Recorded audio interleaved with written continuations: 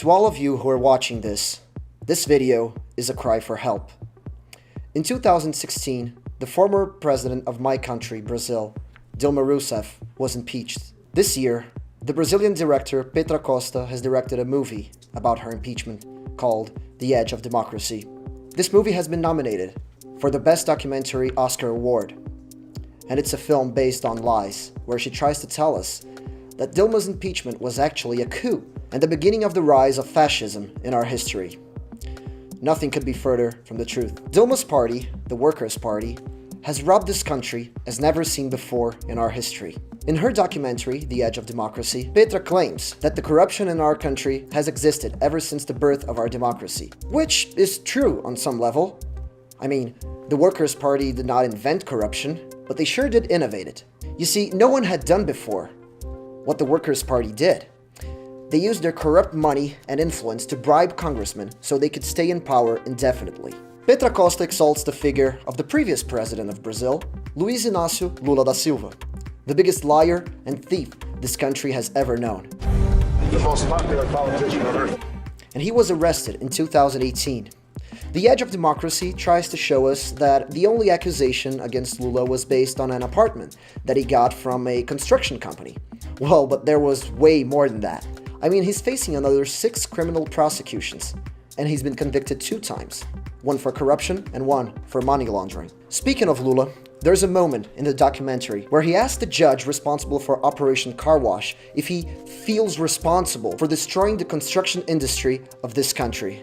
Excuse me, what? The Operation Car Wash is an ongoing criminal investigation made by the federal police from Brazil, and they have uncovered the biggest corruption scandal in our country's history. In fact, many say that it actually uncovered the biggest corruption scandal in the history of the world. And since we're talking about Lula and Operation Car Wash, I think we should talk about Andrade Gutierrez. Andrade Gutierrez is a construction company, of which Petra Costa is an heir to. In her documentary, she talks about her mother as if she was a complete stranger to the family's business. But that was also a lie. Actually, Marília, her mother, was a shareholder of the company and was deeply and constantly involved with the corporation's activities. And Andrade Gutierrez had to pay a fine of more than $50 million for participating in the corruption scandals uncovered by Operation Car Wash.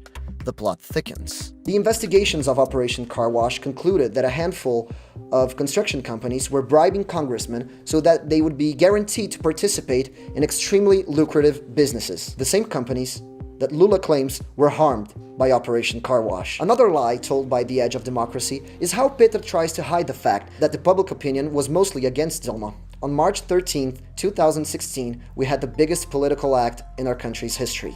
Dilma wasn't impeached because she attacked banks and interest rates. No, in fact, her government was the one who favored banks the most in our history. So that's another lie. And she also wasn't impeached based on a technicality, as Petra Costa loves to say. No, she was impeached because of her government's fiscal and accounting frauds. In fact, our Federal Accounting Office in 2015 rejected Dilma's accounts based on those fiscal frauds. And that was the main argument of the impeachment request. And by the way, the Workers' Party never helped with the income inequality of our country. In fact, a study made by World Wealth and Income Database concluded that the income inequality wasn't really changed during the Workers' Party government. Also, despite what Petra says, the rates of unemployment weren't the lowest while Lula was a president. They were actually lower in the 50s, 70s, and 80s. But the biggest intellectual dishonesty of this whole movie was actually implying that Dilma's impeachment was a result of a political ploy and political interests, that it was somehow orchestrated by her opposition to take her from power. That is the greatest insult of this movie filled with lies. At first, Dilma's opposition didn't want her impeachment. No.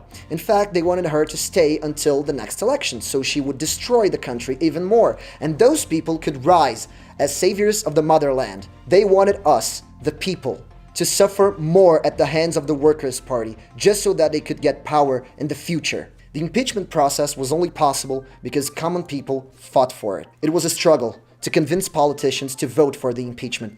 It was a struggle to be there at protests every month against Dilma's presidency.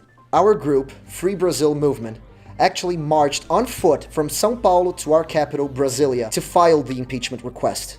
And we actually made a documentary of our own, which tells the true story of Dilma's impeachment. The movie is available right now on iTunes. You should definitely go watch it. It's called The March for Freedom. We recommend you to watch it, so you can see the story that the Oscars and Netflix are trying to hide from you. This was a people's fight, not some congressman's or politician's fight. No, our fight. And no matter how many lies Petra Costa says, or what she does, or how many people see her movie, she will never take that away from us. This is why I need you to share this video to as many people as you can. In the description, I list every single lie that Petra Costa told in her documentary. Please go see it and share it with anyone who has seen The Edge of Democracy. That liar cannot win. Please, help us spread this message to the world. Thank you for watching.